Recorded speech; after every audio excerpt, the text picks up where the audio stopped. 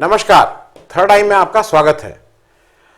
आज हम लोग थोड़ा कोरोना को भूल के थोड़ी बात आज कर ली जाए।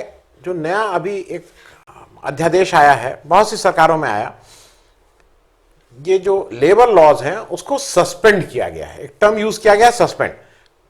खत्म नहीं हुए हैं, सस्पेंड किए गए हैं। उत्तर प्रदेश, मध्य प्रदेश, गुजरात, राजस्थान, तमाम राज्यों ने ये किया है और धीरे धीरे मेरे ख्याल में सभी राज्य इसको लागू करेंगे। ऐसा कहा जा रहा है कि ये जो लेबर लॉज हैं ये अभी सस्पेंड रहेंगे 3 साल, और ये पुरानी औद्योगिक इकाई और नए औद्योगिक इकाई दोनों के ऊपर लागू होंगे। मूल रूप से ये कहा जा रहा है कि ये इन्वेस्टमेंट को लाने के लिए किए जा रहा है कि उनको इंसेंटिव हो, बाहर से लोग आकर्षित हों, आपके यहाँ नया नया इन्वेस्टमेंट लेके आए, इस तरह की बात कही जा रही है। हालांकि मैं इसको बाकी चीज़ें आपको सिलसिलेवार बताने से पहले, मेरे हिसाब से अगर आज इन्वेस्टमेंट कहीं पे भी आना है, यूपी में आना हो, एमपी में आना हो, तो उसमें इंफ्रास्ट्रक्चर, लेबर लॉज और एक मेरे ख्याल में जो सबसे अहम चीज़ है वो लॉ एंड ऑर्डर है। आज हमारे यहाँ अगर इन्वेस्टमेंट नहीं आ रहा है तो मेरे हिसाब से, खास करके हिंदी हार्टलैंड में, तो उसका मुख्य कारण यहाँ का लॉ एंड ऑर्डर समस्या है। लोगों को डर लगता है यहाँ आने में। हिंदुस्तान में भी लोग यहाँ पे बहुत से इंडस्ट्री नहीं लगाना चाहते हैं। अच्छा, हो क्या गया है, ये जो 4-5 हिंदी स्टेट हैं, यूपी, बिहार, मध्य प्रदेश, छत्तीसगढ़, झारखंड, ये सब लेबर एक्सपोर्टिंग स्टेट हो गई हैं। अब ये अध्यादेश आ गया। आपकी जानकारी के लिए बता दें कि लेबर लॉज जो हैं, लेबर जो है ये कंकरेंट लिस्ट में है कॉन्स्टिट्यूशन के हिसाब से। मतलब इस पे कुछ लॉज जो हैं जिसपे सेंट्रल गवर्नमेंट बनाता है, कुछ लॉज स्टेट गवर्नमेंट बनाती हैं। मोटे तौर पे ऐसा कहा जाता है कि करीब 200 लेबर लॉ स्टेट गवर्नमेंट के हैं, करीब 50 लेबर लॉ सेंट्रल गवर्नमेंट के हैं। आपको मोटे तौर पे बता दें, देखिए ऐसा है कि अगर आप लेबर लॉज को देखिए तो इसकी 4 मुख्य श्रेणी में आप बांट सकते हैं। जैसा है कि जहां आप काम करता है, जो भी उसकी जगह काम कर रहा है, जो भी उद्योग है, उसके एनवायरमेंट को लेके, तो उसमें सबसे पहला क्या होता है, फैक्ट्रीज एक्ट होता है कि क्या क्या होना चाहिए, कितना होना चाहिए, कितनी दूरी में, वो सब। शॉप एंड एस्टेब्लिशमेंट एक्ट है। दूसरा जो है उसके वेतन को लेके है, उसके भुगतान को लेके है, उसकी वेजेस को लेके है। ये दूसरी कैटेगरी वेजेस की वाली है। तो उसमें जो मुख्य बहुत से एक्ट है, मैं आपको मोटे मोटे एक्ट बता रहा हूं। उसमें मिनिमम वेजेस एक्ट ऑफ 1948 है, मिनिमम तनख्वाह कितनी मिलेगी, और पेमेंट ऑफ वेजेस एक्ट 1936 है, अंग्रेजों के जमाने का है, नया नहीं है। अब आपको तनख्वाह मिनिमम कितनी मिलेगी और किस ढंग से पेमेंट का वो होगा, कब कब मिलना है, किस तारीख को मिल जाना चाहिए, कि ये सारे डिटेल उस अंग्रेजों के कानून के हैं 1936 के। तीसरी है सुरक्षा।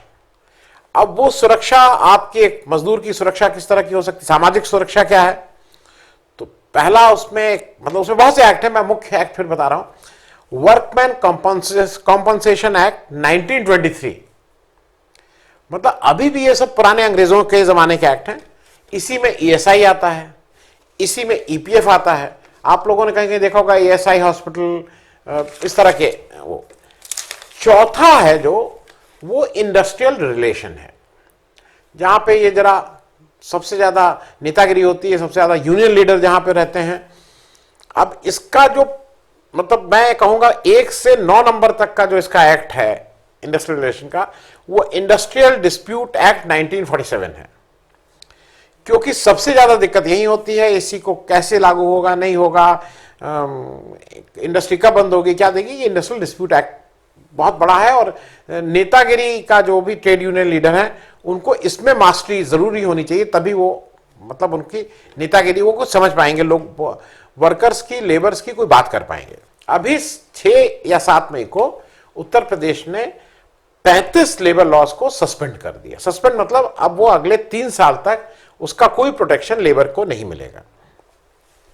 उन्होंने 4 ही मुख्य रूप से 4 लॉज को रहने दिया, और वो 4 लॉ थे, building and other construction works act 1996, workman compensation act, bonded labour act और पेमेंट ऑफ वेजेस एक्ट का केवल सेक्शन 5 पूरा नहीं, केवल सेक्शन 5। अब ये तो 4 इन्होंने मतलब लागू रखे, खत्म नहीं किए।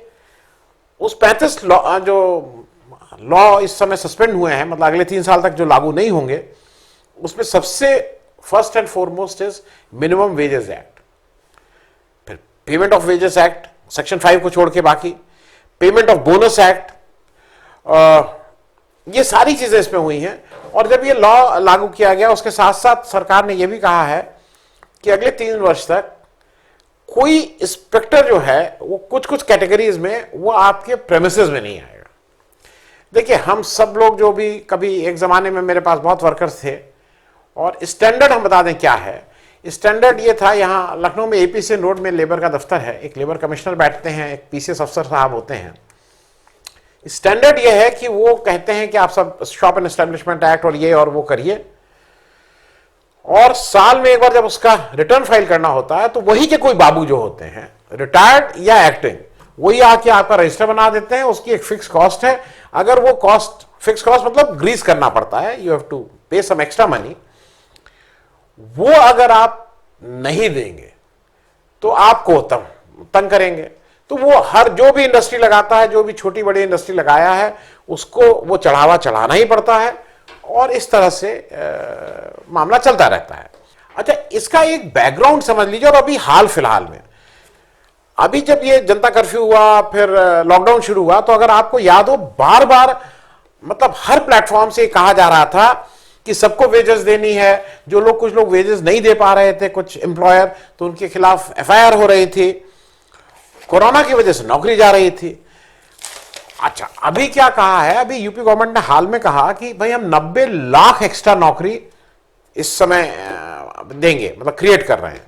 तो पहली चीज, अगर ये मान लीजिए मतलब इसकी वजह से इंडस्ट्रियलाइजेशन तेज चलता है, उद्योगों को बहुत राहत मिलती है, उद्योग बहुत तेजी से बढ़ेंगे, तो इसको 3 साल के लिए क्यों सस्पेंड कर रहे हैं?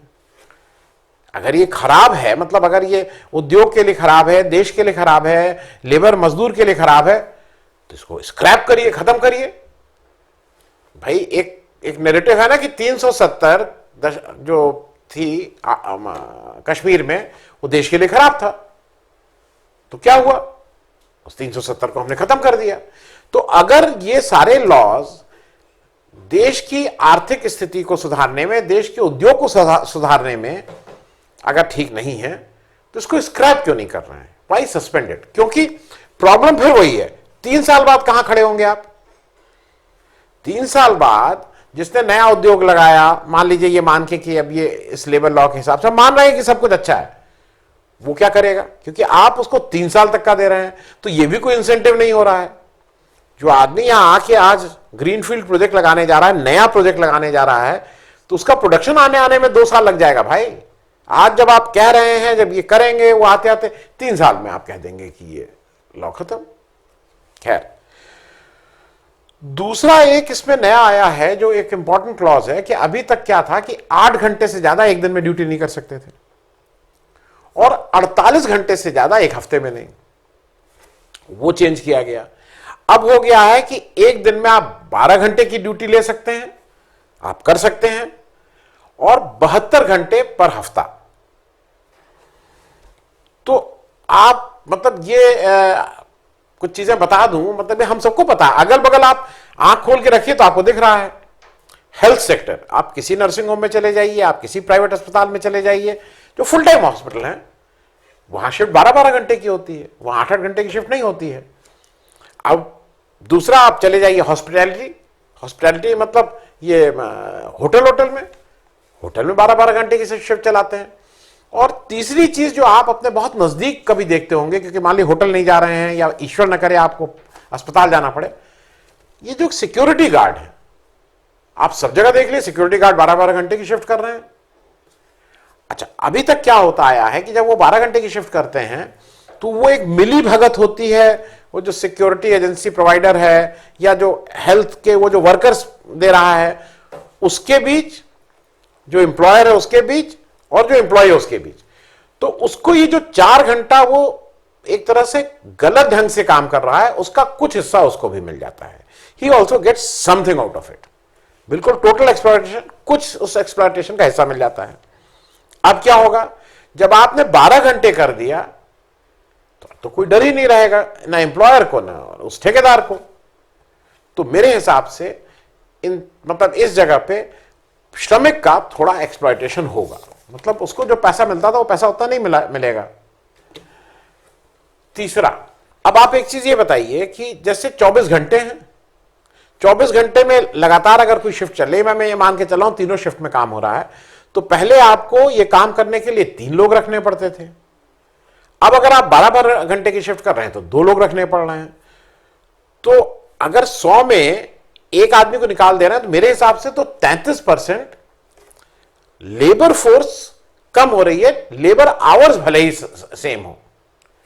तो अगर नंबर ऑफ लेबर कम हो रहे हैं तो इससे रोजगार, मतलब इससे रोजगार बढ़ेगा कि इससे रोजगार घटेगा, मेरी समझ में ही नहीं आ रहा है। मतलब अगर मैं काम के घंटे बढ़ा रहा हूं, काम उतना ही है, तो मेरे हिसाब से तो इससे छटनी होगी, बेरोजगारी बढ़ेगी।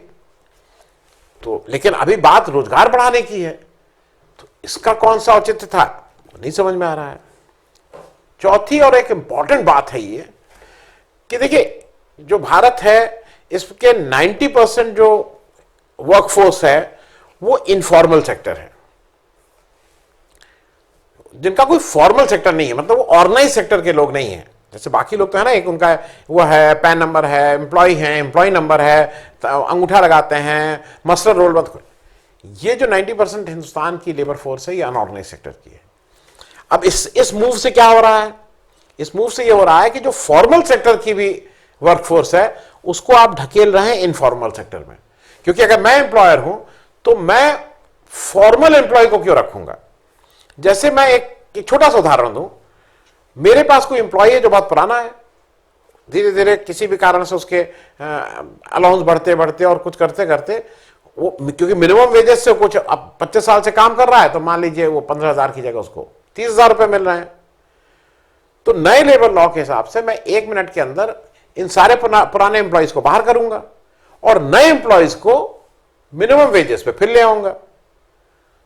तो अब क्या हुआ कि ये जो फॉर्मल सेक्टर के लोग थे, फॉर्मल सेक्टर के जो लेबर थे, उनको आपने ढकेला है इनफॉर्मल सेक्टर की तरफ, जो कि मेरे ख्याल में देश की दृष्टि से, इंडिविजुअल की दृष्टि से और उद्योग की दृष्टि से भी बहुत अच्छा कदम मुझे नहीं लग रहा है। अब दूसरा, अभी आप ये बताइए, अभी मैं 5वां पॉइंट कह रहा हूं कि आप रोज सुन रहे हैं कि सैलरी कट, रिलायंस अपनी सैलरी कट कर रहा है, तिरुपति बालाजी जो हैं वो 1300 एम्प्लॉयज को निकाल दिए हैं, आजकल में आया है टाटास भी अपनी कुछ सैलरी कम कर रहे हैं। तो जहां माहौल सैलरी कम करने का लगा हुआ है, वहां से कौन सी लॉजिक से ये आप मतलब 8 से 12 घंटा करके और इनका रोजगार बढ़ा रहे हैं, ये बातें कुछ समझ में नहीं आ रही हैं। हो सकता है कि भाई मैं इतना नहीं समझ पाता हूं, लेकिन ये कहीं दिक्कत है। और अंतिम बात, मेरे हिसाब से जो लेबर के जो मूलभूत कुछ राइट्स हैं, अब सब लोग कहते हैं नहीं नहीं उसकी वजह से आप कुछ भी कह लीजिए, ये लेबर परफॉर्म कर रहे हैं ना। हिंदुस्तान को 5 ट्रिलियन इकोनॉमी की बात इन्हीं लेबर के बूते पे थी ना। हिंदुस्तान का 6, 7, 8, 9% का जीडीपी रेट ग्रोथ जब भी हो रहा था तो इन्हीं लेबर के भरोसे हो रहा था ना। तो इन लेबर का इस लॉ के बाद right to assembly, right to protest and right to free expression, ये सब एक तरह से खत्म किया जा रहा है। तो मुझे अभी भी ये लगता है कि आज जब माइग्रेंट लेबर और इन सब की बात हो रही है, पूरा देश में रह रहा है कि भाई माइग्रेंट लेबर का कुछ करो, इनके लिए कुछ ऐसा करो कि इनको ये दिक्कत ना आए, उस समय लेबर के हित की जगह उद्योगपति के हित को ध्यान में रखते हुए अगर कोई लॉ इस तरह का सस्पेंड किया गया है तो वो ओवरऑल इंडस्ट्री के लिए मेरे हिसाब से बहुत अच्छा कदम नहीं है। हमेशा की तरह घर में रहिए, स्वस्थ रहिए। धन्यवाद, थैंक यू। अगर आपको हमारा कार्यक्रम अच्छा लगा तो कृपया सब्सक्राइब करें और साथ में वो छोटी घंटी भी दबा दें, जिससे आपको जब भी कोई नया वीडियो, नया एपिसोड अपलोड हो तो आपको उसकी सूचना मिल जाए। धन्यवाद।